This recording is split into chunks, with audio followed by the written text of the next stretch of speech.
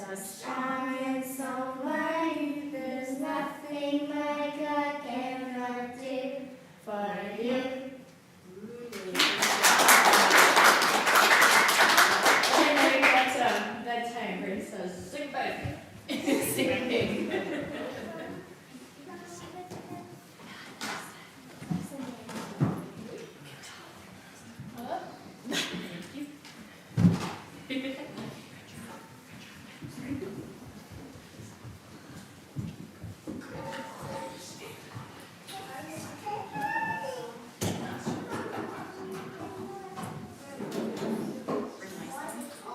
Is that her favorite song? What's your favorite song? Great, you sing that All one right. for us. We'll stand together if able, and we'll sing some choruses here.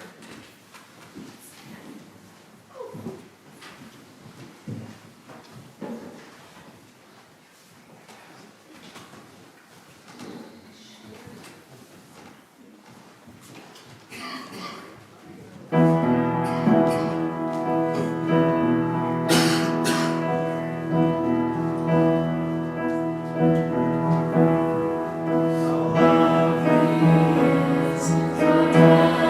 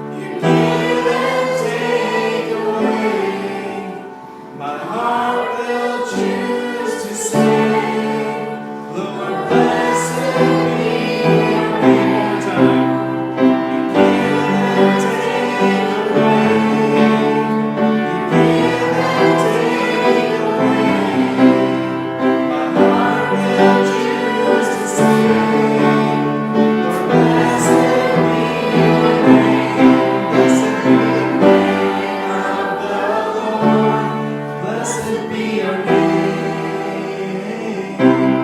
Blessed be the name of the Lord. Blessed be your glorious name.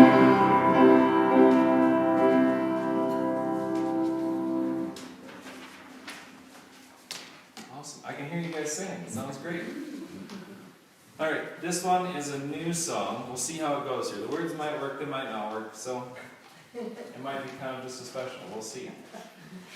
2 weeks ago, I went through kind of a small spiritual attack of some sort, and at the end of it, this was the song that was brought to my mind.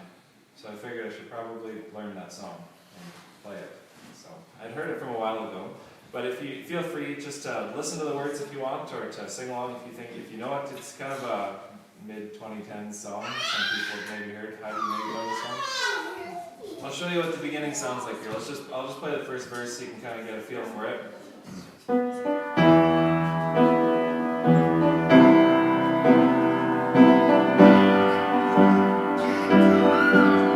I'll sing it here. Let's see what it sounds like. The lost are saved. Find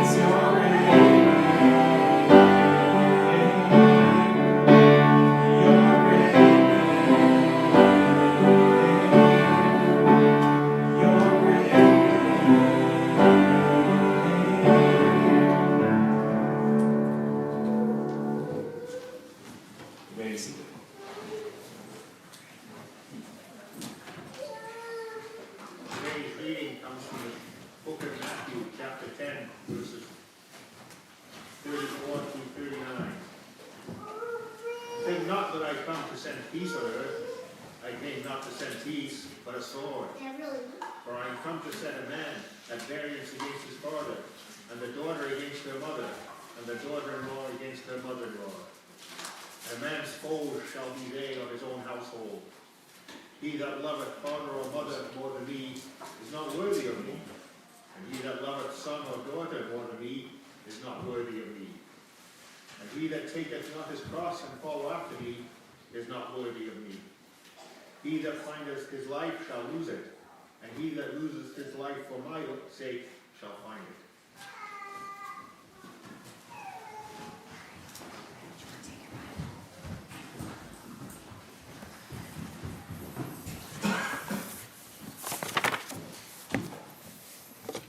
Good morning.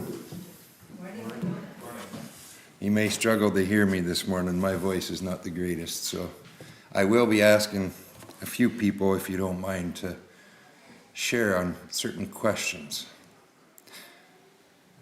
Rod, if you had a piece of equipment that you bought for a specific purpose and it didn't work out, what would happen? Probably phone the dealer and ask them what the problem is. And if they couldn't fix it, Trade it off. why? Gotta do its job. You never know if we're gonna get the answer you want. Well, Because it didn't do what you expected it to do. so we're talking about a piece of equipment that's got no heart, no mind, no nothing, but maybe is just prone to breaking down. And the first stop for a piece of equipment that's worthless is the repair shop. The second is write it off. Interesting. Neil, you got horse teams. Would you care to share what happens if one doesn't live up to your expectations? Yeah, probably sell it, I guess. But you might send it to the trainer first, He is the trainer. right? So we have a piece of equipment that has no thought process. We have an animal that has some thought process. And the consensus is, if it's given a second chance and still doesn't turn out, write it off.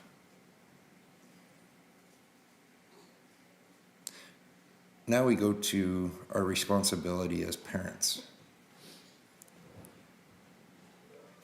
If we don't live up to the expectations, are we a write-off?